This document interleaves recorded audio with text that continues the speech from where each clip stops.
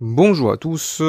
À partir d'aujourd'hui, je vais vous diffuser une série de vidéos sur la drague de rue. Cette série est à l'origine une formation payante, mais j'ai décidé de la diffuser gratuitement parce que c'est un sujet assez niche et j'aimerais le faire connaître à davantage de personnes. Mais comme vous le savez, la séduction est avant tout un art. C'est beaucoup de pratique et beaucoup d'expérience. Et donc, si la formation vous plaît et que vous voulez aller plus loin, je propose actuellement un mentorat. L'idée, c'est que je vais vous accompagner personnellement pour apprendre à séduire des filles jusqu'à ce que vous ayez des résultats. S'il n'y a pas de résultats, on va continuer sans limitation de durée avec un nombre illimité de sessions. Si vous êtes intéressé par ce mentorat, vous pouvez maintenant candidater en bas dans la description de la vidéo, en sachant que je ne prends que quelques personnes tous les ans. Donc, c'est maintenant ou jamais. Ok, bon visionnage pour la formation. Bonjour à tous et bienvenue dans cette première méthode, l'approche directe. C'est l'approche sans doute la plus connue des trois que je vais vous présenter. Donc l'approche directe, comme son nom l'indique, consiste à donner un compliment à une fille. Déjà, je vais vous présenter comment j'organise ce PDF. Il y a la structure, donc les étapes, compliment, observation, storytelling, accusation, échanger, demander son numéro, prise de numéro. Après, il y a les avantages et les inconvénients. À l'intérieur de cette structure, il y a des mots en rose. C'est sa réaction, comment il réagit à ce que tu dis.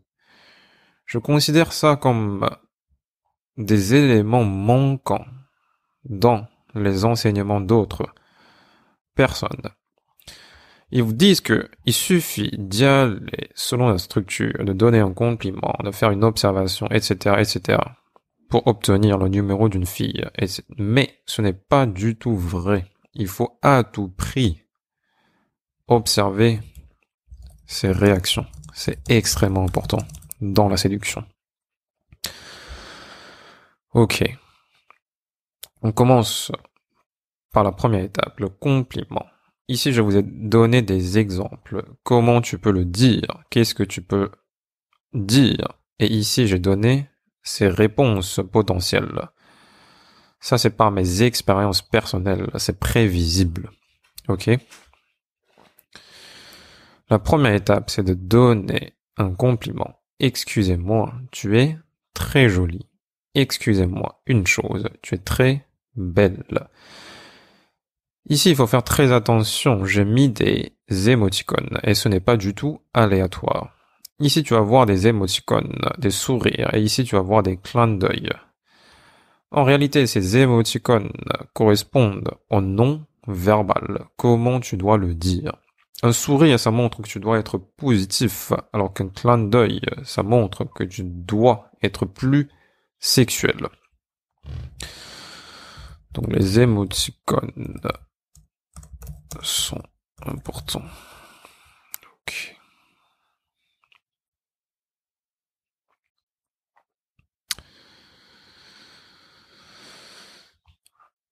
Là, je commente au fur et à mesure de la progression, de l'explication de cette structure, de cette méthode. Vous pouvez télécharger le PDF sans ces notations et relire encore et encore cette structure qui a été rigoureusement testée encore une fois. N'essayez pas d'inventer de nouvelles choses. Déjà, mettre en pratique ce que je vous apprends. Il vaut toujours mieux avoir une structure que de ne pas avoir de structure. Il ne suffit pas, comme je dis dans l'introduction, de donner un compliment et ensuite demander son numéro. Ça ne marche pas comme ça. Ok, après un compliment, oh déjà, oh oui. Ici, il faut que je vous dise, c'est que dans les deux exemples, excusez-moi, tu es très jolie. Ok, là, il faut être positif. Excusez-moi, une chose, tu es très belle. Pourquoi j'ai mis une chose ici? Parce que, quand tu abordes une fille, il se trouve qu'elle est dans sa tête. qu'elle ne fait pas attention à son environnement. Donc ici, une chose sert à capter son attention. Capture d'attention. Tu peux dire, excusez-moi, juste une chose. Il faut que je vous dise une chose. Et d'ailleurs, quand les autres vous disent les phrases telles que on vient de se croiser là-bas, je vous ai vu là-bas, ce sont des phrases de capture d'attention. Avant de lâcher le compliment, tu es très belle. Quand tu mets une capture d'attention avant le compliment, ça crée un impact plus important. Donc ça, c'est la première étape. Compliment. Ensuite, tu vas observer ses réactions. C'est extrêmement important. Je ne répète pas assez. C'est l'étape, les éléments manquants dans la séduction. C'est d'observer ses réactions. C'est de voir si elle est intéressée ou elle n'est pas intéressée. Si elle montre des signes d'intérêt ou si elle montre des signes de désintérêt. Donc, est-ce qu'elle sourit? Après le compliment, ce que tu peux attendre d'elle, c'est un sourire. C'est pas une réponse fournie. C'est pas qu'elle s'intéresse à toi. Ça c'est les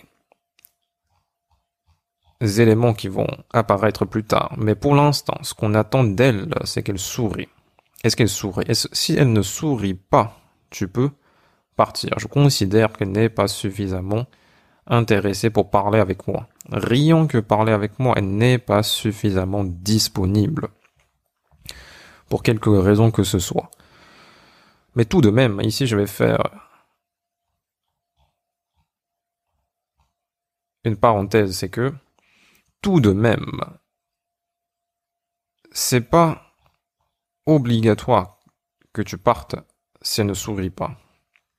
Tu peux essayer de continuer dans la structure, de continuer la conversation, mais c'est par expérience que je vous dis ça, que si elle ne réagit pas de façon positive, il vaut mieux partir. Mais tu peux continuer. Ok, imagine qu'elle réagisse de façon positive, elle sourit. Ici, la deuxième étape, après le compliment, c'est l'observation. Ça, ici, c'est extrêmement important. C'est pas une question. Pas de question. Ok, on ne pose pas de questions. La plupart des gens, quand ils abordent une fille inconnue, ils vont donner un compliment, très bien. Après, ils vont poser des questions telles que d'où est-ce que tu viens? Qu'est-ce que tu fais dans la vie? C'est là qu'ils échouent. Là, dans cette structure, je veux que vous fassiez autrement. Je ne veux pas que vous posiez des questions aux filles. Poser des questions demande de la valeur, au lieu d'offrir de la valeur. Pour l'instant, elle n'est pas encore suffisamment intéressée par toi. Donc, poser des questions ne fait que diminuer ta valeur à ses yeux, au lieu d'augmenter ta valeur. Au lieu des questions, on peut faire des observations. Tu as l'air créative. Je dirais que tu es étudiante en art. Tu as l'air exotique. Je dirais que tu viens d'Espagne. Donc ici, c'est un clin d'œil. Ça montre que tu dois être drôle, amusant, fun, léger. Qu'est-ce qu'on a fait? On a fait une observation dans le premier exemple sur sa profession et dans le deuxième exemple sur ses origines. Donc les observations tournent toujours autour de ces choses les plus basiques. On évite la question. Très bien. Maintenant, on va observer ses réactions. À chaque étape, tu dois observer ses réactions au lieu d'y aller sans observer ses réactions, justement. Qu'est-ce qu'elle dit? Encore une fois, si elle dit un seul mot, ça montre qu'elle n'est pas intéressée. Je conseille de partir, mais tout de même, si tu veux tester la structure, si tu penses que tu peux y arriver, tu peux continuer pour essayer. Mais par expérience, moi, je pars. Donc imagine qu'elle donne une réponse relativement fournie. Non, je suis étudiante en économie. Non, je viens de Tunisie. Tout à l'heure, on a dit qu'elle est étudiante en art, qu'elle vient d'Espagne. Donc elle donne une réponse fournie, c'est-à-dire elle te donne un élément pour que tu puisses continuer la conversation. Donc c'est quoi les mots-clés ici? C'est économie et Tunisie. Donc ici, c'est extrêmement important d'écouter sa réponse. L'erreur à l'étape de l'observation, c'est qu'on pose des questions. L'erreur à cette étape, c'est de ne pas écouter sa réponse. Ce sont des erreurs assez communes que je vois chez les autres. Ici, si on écoute sa réponse, pourquoi on écoute sa réponse? Parce qu'on veut prendre ce qu'elle dit et déployer et en faire une histoire. Raconter une histoire, storytelling et accusation. On va utiliser ces éléments et dire quelque chose à propos de ce qu'elle nous dit. De façon amusante toujours. En économie, je dis, je connais des étudiantes en économie, ils ont toujours des calculatrices dans leur sac. Donc, le storytelling est basé sur les stéréotypes. Souvent, dans cette étape, quand on veut créer de l'attraction, l'attirer, raconter des histoires, l'accuser, on va utiliser les stéréotypes. Quand on pense à économie, on pense aux calculatrices dans les sacs. C'est marrant, c'est n'importe quoi en réalité. Je viens de Tunisie. Tunisie, ça explique pourquoi tu es très féminine. Quand on pense à A, on pense à B. Ce sont des stéréotypes. C'est marrant, c'est pas sérieux. Ça crée justement de l'attraction. Ce sont ces petites choses qui créent de l'attraction. Au lieu d'être sérieux, au lieu de lui poser des questions personnelles qui n'offrent aucune valeur. Ici, on essaye d'offrir de la valeur. C'est ça qui est important. Toujours comme d'habitude, on va observer ses réactions. Qu'est-ce qu'elle dit? Elle dit quoi? Si elle dit pas grand-chose, comme ok, d'accord, oui, alors je vais partir parce qu'elle n'est pas suffisamment intéressée par expérience. Sauf de très rares occasions, tu vas rencontrer des filles timides, mais c'est extrêmement rare. La plupart du temps, elles ne sont pas intéressées. Donc, qu'est-ce qu'une fille intéressée à ce stade? Quelle est la réaction attendue d'une fille intéressée à ce stade? C'est qu'elle doit te poser une question personnelle sur toi. Puisque tout à l'heure, on a fait tout le travail. On lui a donné un compliment. On a fait une observation. On a évité la question. On a raconté des histoires. On a essayé d'être drôle. On a fait tout le travail jusque-là. Si elle est intéressée, elle devrait vous poser une question sur vous. Donc, quelle est la réponse type? C'est haha, c'est pas vrai. Tout à l'heure, on a dit que les étudiantes en économie ont toujours des calculatrices dans leur sac. Sa réponse est haha, c'est pas vrai. Et toi, tu fais quoi? Elle doit te poser une question. C'est absolument crucial. Si elle ne te pose pas de questions personnelles, il y a quelque chose qui ne va pas à ce stade. Tunisie. Merci. Et toi? Tu viens d'où? Elle te pose une question. Elle doit te poser une question. Et quelles sont ces questions? C'est souvent sur les mêmes choses, sur les origines, sur les professions. Donc ici, on peut déjà se relaxer. On n'a pas besoin de raconter encore des histoires farfelues. On n'a pas besoin d'être extrêmement drôle. On peut simplement lui répondre à sa question et échanger des informations avec elle. Par exemple, je travaille dans le commerce. Je vends et les gens achètent. Donc, c'est léger, c'est pas sérieux. J'ai mis un clin d'œil ici. Donc ici, c'est des échanges d'informations. Elle te pose une question à toi et tu vas lui poser une question à elle. Et elle va te répondre potentiellement ici. Donc ici, le temps est mûr. L'ambiance est parfaite. Elle est suffisamment intéressée. Ce que tu peux faire et ce que tu dois faire à ce stade, c'est de demander son numéro. On est enfin arrivé au stade, à l'étape de demander son numéro. Pas avant et pas après. Si ça dure trop longtemps, elle va perdre son intérêt. Si c'est trop tôt, si c'est trop précoce, elle ne va pas être suffisamment intéressée. Donc ici, c'est le parfait moment. C'est souvent autour de 5 à 10 minutes de conversation.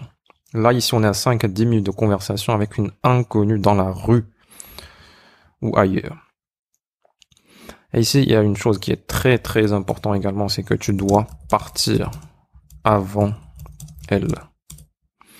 Tu dois proposer de partir avant elle.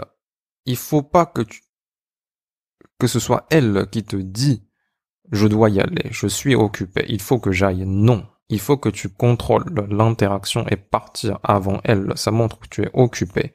Ça montre que tu gères tout simplement. Tu vas lui dire « bon, écoute, je dois y aller, laisse-moi t'envoyer un message. Ok, il faut que j'aille, je t'envoie un message, je t'inviterai une autre fois. » Alors ici, il n'y a pas d'ambiguïté. Elle sait que tu t'intéresses à elle de façon romantique et non pas comme un ami. Pourquoi? Parce que au début, on a commencé par un compliment. On a montré notre intention frontalement dès le début. Donc ici, il n'y a pas d'ambiguïté. Si tu demandes son numéro, c'est que tu as des intérêts romantiques pour elle. Ici, toujours, il faut voir sa réaction. Il faut voir comment elle réagit. Alors on peut penser que, après tout ce travail, après toutes ces conversations, c'est certain qu'elle s'intéresse à nous, puisqu'elle nous a posé une question en plus. Donc c'est sûr qu'elle va nous donner son numéro. C'est sûr qu'elle s'intéresse à nous, mais par expérience, je peux vous dire que ce n'est jamais sûr. Ce n'est jamais sûr. Il faut toujours voir ses réactions. Comment elle réagit.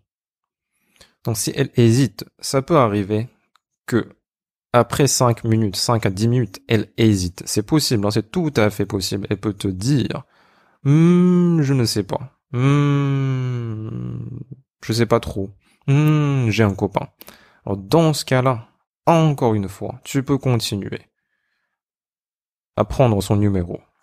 Mais personnellement, par expérience, je sais que ça mène à nulle part, donc je vais partir.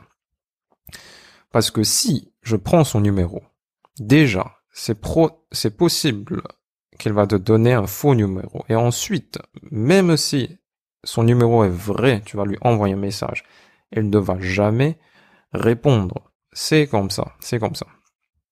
Donc personnellement, je choisis de partir si elle montre des signes d'hésitation importants. Au contraire, si elle a l'air contente, ça c'est très possible aussi. Il se trouve que certaines filles ne sont pas intéressées, elles vont partir avec d'autres filles qui sont très intéressées. Donc il ne faut surtout pas louper ces opportunités. Si elle a l'air très contente, ou contente tout simplement, elle va te dire « d'accord » ou « pas de problème ». Oui, bien sûr. Avec un sourire. Donc dans ce cas-là, bien sûr, tu vas prendre son numéro. Tout va bien. Donc, on a fini la structure de l'approche directe. Il y a 1, 2, 3, 4, 5, 6. Approximativement 5 à 6 étapes. Donc ce n'est pas du tout compliment, prise de numéro, compliment, prise de numéro. C'est pas du tout comme ça. Il faut que tu crées de la valeur, tu offres de la valeur. En évitant de poser des questions, en racontant des histoires, en étant drôle, en étant fun, etc., etc. Et tous ces mots en rose montrent de l'intelligence sociale. Est-ce qu'elle s'intéresse à toi ou pas?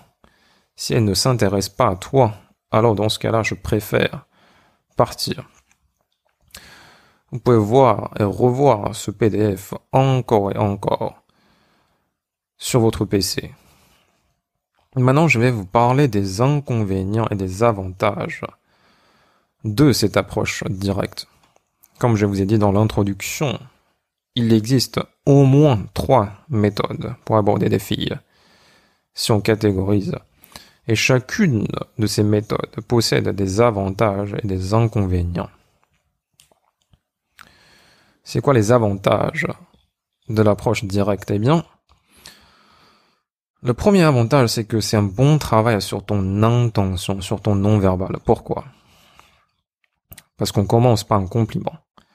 Et on va toujours faire correspondre le verbal au non-verbal. Le verbal, c'est un compliment. Le non-verbal devrait montrer quoi? Devrait montrer positivité et même intention sexuelle.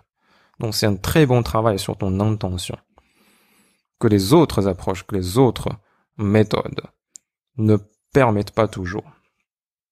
Donc ça c'est le premier avantage. Le deuxième avantage, c'est que l'approche directe permet une sélection rapide. Donc en raison justement de ce compliment, c'est-à-dire après avoir lâché ce compliment, les réactions vont être instantanées. Certaines filles ne vont pas être attirées du tout. Elles vont partir, elles ne vont même pas t'écouter. Ou elles vont simplement dire merci et partir. Et d'autres filles qui sont très intéressées, elles vont te donner des yeux doux. Elles vont même te rendre un compliment à toi. Elles vont rester, elles vont avoir envie de parler avec toi. Elles vont s'approcher de toi.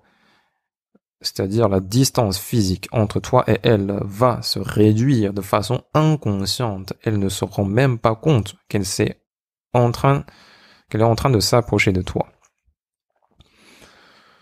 Donc ça c'est une sélection rapide. Tu peux instantanément savoir si la fille est intéressée ou pas, si tu montres ton intention, si tu utilises un compliment. Le troisième avantage, c'est que c'est une approche très masculine, justement parce que tu montres ton intention et tu montres que tu es confiant. En sachant que les filles cherchent des hommes confiants, donc ça augmenterait éventuellement ta valeur sur le marché de la reproduction rien qu'en montrant directement ton intention.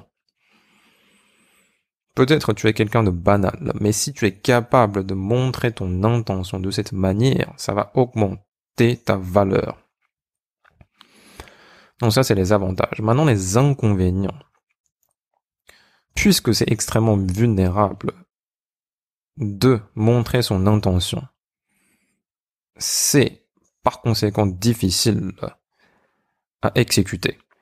C'est beaucoup plus facile de poser une question à une fille, à un inconnu, de demander le chemin que de donner directement un compliment. Et ensuite, c'est soumis au rejet rapide et brutaux, comme je disais tout à l'heure. Les réactions sont assez binaires. Il y a une sélection rapide. Certaines filles ne vont pas être intéressées. Et, par conséquent, tu vas recevoir beaucoup de rejets rapides et brutaux. Et le troisième inconvénient est très intéressant, c'est que cette approche, malgré la popularité, malgré le fait que la plupart des gens sur Internet ou ailleurs vous enseignent, n'est pas toujours socialement intelligent. Qu'est-ce que ça veut dire? On commence par un compliment. Ce compliment peut fonctionner dans des circonstances, dans des contextes où les gens ne se connaissent pas entre eux, comme par exemple dans la rue. Quand tu vois une fille belle que tu aimerais aborder et que tu donnes un compliment, on sait ce qui se passe instantanément. La fille sait que tu n'es pas un mendiant. Tu n'es pas là pour faire un sondage. La fille sait instantanément que tu es intéressé par elle. Et par conséquent, dans ce contexte, ça peut fonctionner. Dans la rue, au contraire, imagine qu'on est dans des situations sociales où les gens se connaissent entre eux, où il y a une forte pression sociale, au travail, à l'école, à la fac. Si tu donnes directement des compliments aux filles, ça ne va pas être socialement intelligent. Si la fille n'est pas intéressée, si tu te fais rejeter, tu vas la recroiser encore et encore, demain, le lendemain, dans une semaine, tout le semestre. Donc, ça ne va pas être socialement intelligent. De la même manière, imagine que tu abordes une fille dans un supermarché en faisant la queue Il y a des gens devant toi et des gens derrière toi. Et tu décides d'aborder la fille devant toi par une approche directe en lui donnant un compliment. Est-ce que c'est socialement intelligent? Non. Imagine qu'elle te répond non. Imagine qu'elle n'est pas intéressée. Imagine qu'elle est gênée. Dans ce cas-là, cette approche est juste gênante, à la fois pour les personnes autour, pour la fille et pour toi-même surtout.